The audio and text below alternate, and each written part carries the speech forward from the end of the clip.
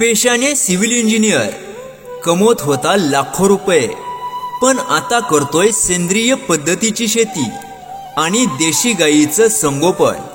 त्याचबरोबर त्यांनी मानदेशच्या माळरानावर उभं केलंय कृषी पर्यटन केंद्र। चला तर पाहूया मानदेशातील बालाजी जगदाळे यांचं हे organic form.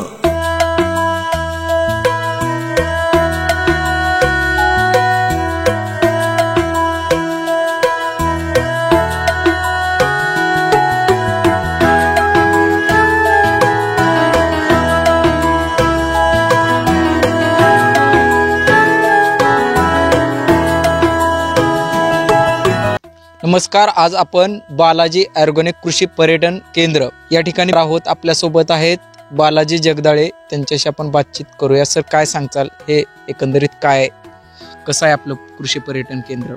Balaji organic form, Vadgaon तालुका, मान, जिल्हा सातारा। मान तालुक्यातील हे पहिलेच ऑर्गॅनिक फार्म आणि कृषी पर्यटन आहे की शेतीबरोबर पूरक व्यवसाय म्हणून, शेतीला जोड म्हणून जेवणाचा आस्वाद असा कन्सेप्ट घेऊन आपण हा हॉटेल चालू केलेला आहे। या ठिकाणी लहान मुलांना खेळण्यापासून ते घोडा सफर, बैलगाडी सफर असं व्यवस्थापन केलं की जेणेकरून लोक एक विरंगुळा आणि शहरापासून दूर येऊन आपल्या जुनी शेती पारंपरिक जे काय गोष्टी आहेत ते बघाव्यात। कारण आपल्या यंग मुलांची किंवा यंग लोकांची शेतीबद्दलची नाळ तुटत चाललेली आहे। व्यवसाय, शेती, IT पार्क, पैसा, हे सगळ्या गोष्टी आहेत, पण आपल्याला शेतीची थोडीशी नाळ जोडली पाहिजे, त्या हिशोबानं हा चालू केलेला हॉटेल आहे। आपण महाराष्ट्रातील पहिलं असं किचन केलं आहे की ओपन टू ट्रान्सपरंट किचन ठेवलेलं आहे। जे द्यायचं ते लोकांना विश्वासार्थेनं द्यायचं। भारतीय बैठक ठेवलेलं आहे, खाली बसून जेवण करायचं। त्याचबरोबर आतील सगळ्या ज्या भिंती आहेत त्या इको फ्रेंडली, म्हणजे शेणानं सारवलेल्या आहेत की आतील टेम्परेचर बाहेर टेम्परेचर 13 डिग्री कमी राहतं। आणि याला जोड ऑर्गॅनिक शेती, त्याचबरोबर पाठीमागं आमराई, जी काय शेती इथं केली जाते, जे काय पिकवलं जातं ते ऑर्गॅनिक केलं जातं। गाईचं व्यवस्थापन केलं जातं। गायी आहेत खाली, आपण 12 राशींचे 27 नक्षत्र आहेत, ते 27 नक्षत्र बन पण डेव्हलप केलेलं आहे। तर अशा पद्धतीनं इथलं जे नियोजन आहे, एखादी व्यक्ती इथं आली तर एक त्याचे 4-5 तास कशी जातील आणि एक नॅचरली माइंड फ्रेश कसा होईल, ह्या दृष्टिकोनातून ही संकल्पना आहे। आणि इथंच आता नव्यानं अजून पुढं असं चालू करतोय की अर्ली, म्हणजे नाश्त्यापासून ते जेवण करू, मग 1 डे पिकनिक पॉईंट ह्या पद्धतीनं डेव्हलपिंग करण्याचं चालू आहे आणि ते लवकरच तुमच्या समोर येते। आता आपण जाऊया पाठीमागे पाहायला आमराई पाहून झाले की मग गोशाळा बघू। या पद्धतीनं येथील सगळं जे नियोजन आहे, गाई मातीपासून ते सगळ्या गोष्टी कशा चालतात हे दाखवण्याचं काम। नमस्कार, ही जर आंब्याचा मोहर पाहिला असेल तर आपल्याला खरं वाटणार नाही की आपण मानदेशातच आहे, मात्र हे प्रत्यक्षात करून दाखवलेलं आहे। बिदाल गावच्या युवा बालाजी जगदाळे या शेतकऱ्यांनी हे नक्की कसं केलेलं आहे, त्यांच्याशी आता आपण बातचीत करणार आहोत। सर, काय सांगताल, हे जे आंब्याला मोहर आलेला आहे, आपण हे मान तालुक्यात शक्य करून दाखवलेलं आहे? आंबा हे खरं पाहिलं तर कोकणाचं पीक आहे। मान तालुक्यात आंबा पीक म्हटलं की जरा थोडी शाश्वती कमी असते, शेतकरी कमी वळतो। पण तसं बघायला गेलं तर शेतकऱ्यांना ज्वारी बाजरी न करता फळबाग लागवडीकडे वळलं पाहिजे, ही माझी मेन उद्देश आहे। युवा वर्ग जो भटकत चालला आहे त्यानं खरं शेतीकडे कमर्शियल व्ह्यूनं बघितलं तर शेती खरोखर चांगली होऊ शकते। सेंद्रिय शेती, त्याच्याबरोबर रेसिड्यू, ह्या सगळ्यांचं जर योग्य मार्गदर्शन घेतलं आणि सगळ्या गोष्टी घेत गेला तर होऊ शकतं। ज्याच्याकडे 2 एकर क्षेत्र आहे, 3 एकर क्षेत्र आहे, त्यानेही 2-3 प्रकारच्या वेगवेगळ्या 1-1 एकरात बागा केल्या तरी तो सक्सेस होऊ शकतो। त्याच पद्धतीनं ही माझी बाग म्हणजे 1 एकर शेती आहे। 1 एकर क्षेत्रामध्ये 580 केशर आंबा आहे। केशर आंबा म्हटलं की इस्रायल टेक्निशियन, आपली जर जुनी पद्धत बघायला गेलो तर 15x15 लागण करायची, एकरात 250 रोपं बसणार। तर मग त्यापेक्षा जर इस्रायल टेक्निशियननं केलं तर 14x4 वरती एकरात 580 ते 600 रोपं बसतात। 600 रोपं बसल्यानंतर जर त्याच्या यील्डवर विचार करायला गेला आपण तर एका झाडानं आपल्याला 1000 रुपये प्रमाणे पैसे दिले तरी एकरी 5 लाख रुपये आपल्याला उत्पन्न होऊ शकतं। सेंद्रिय शेतीमध्ये खर्च कमी असतो, शेणखत, पाणी, हे सगळ्या गोष्टी जरी पकडल्या तर 1 लाख ते 2 लाख रुपयात तुम्ही सगळं चांगली शेती करू शकता। आता हे मोहर येण्याचं कारण म्हणजे काय, तर मोहर हा आत्ता बघायला गेलं तर पावसाच्या वातावरणामुळं, बदलत्या सगळ्या हवामानामुळं सगळीकडचा मोहर नष्ट झाला आहे, पण माझ्याकडेच राहिला कसा? हा तुम्ही एक चांगला प्रश्न विचारला साहेब. तर हा राहिला, ह्याला एक ऊर्जित अवस्था आहे किंवा हा सेंद्रिय शेतीतला थोडासा भाग पडतो. पाणी कधी थांबवायचं, कधी आणायचं याच्यावर फोकस क्लिअर असला, खाली जमिनीला काय द्यायचं, आपण वरून न देता जमिनीत काय दिलं पाहिजे, ह्या सगळ्या गोष्टींचा आपण अनुभव घेतला पाहिजे. ह्या 580 एकराच्या झाडांना जीवामृत स्लरी दर 21 दिवसाला सोडली जाते. स्लरी बरोबरच केबी म्हणून आपल्याच सातारा जिल्ह्यातली कंपनी आहे, त्या केबीने काढलेले खूप काय बायोटेकचे चांगले ऑर्गॅनिक रेसिड्यू फ्री औषध आहेत. त्या औषधांचा वापर करून हे होऊ शकतं. तर ह्यासाठी योग्य मार्गदर्शन, योग्य ट्रॅक घेऊन जर आपण पुढं गेलो तर नक्कीच शक्य होऊ शकतो. आता याला काय होतं, कुणाचं तरी मार्गदर्शन हवं असतं, शेतीविषयी नाळ लागती. तसेच मला मार्गदर्शन करणारे आमचे आपल्या मानदेशाचे सुपुत्र, पाणी फाउंडेशनला बिदालला खरं रूप दिलं ते बिदालगावचे सुपुत्र ERTO गजाननजी ठोंबरे साहेब यांच्या मार्गदर्शनामुळं ही सगळी जे दिसतंय ते शक्य झालं. नाहीतर मी शेती करत होतो, ही सेंद्रिय करत होतो आणि चांगली करत होतो, फक्त मार्गदर्शन नव्हतं. तर त्यांच्या मार्गदर्शनामुळं शेणखत किती वापरावं, पाणी कुठं सोडावं, कसं सोडावं, काय करावं हे सगळं घेतलं आणि त्या पद्धतीनं पुढं चाललो.